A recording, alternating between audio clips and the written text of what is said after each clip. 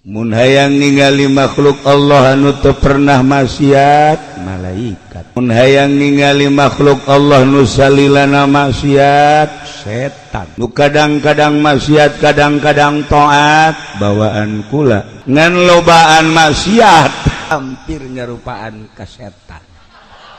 Ku ayana manusia mah antara malaikat jeung setan atuh disupri titah nuturkeun instruksi Gusti Allah melalui syariat, melalui thariqah, melalui hakikat. Lamun bisa ngabersihanana leuwih ti 50% naik ambeuna seungit kos malaikat. Lamun teu bisa ngabersihan terus we kahandap maksiat bajidor jeung sajabana atuh baueun malaikat ge.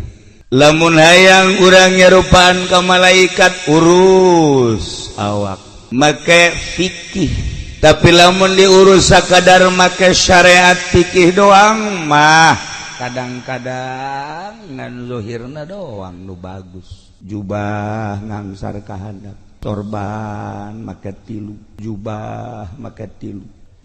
Zahir doang kos kitu. Katipu urang ku zahir. Encan seungiteun malaikat teh.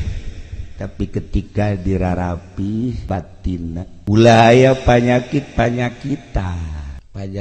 di antara anu geus merambah di urang deukeut teuing ka makhluk poho ka khaliq sehingga make jas hayang ka alam ku makhluk, make sorban hayang ka alam ku makhluk teu meunang salah warna kudu akur luhur jeung handap teu besi teu ka alam ku makhluk.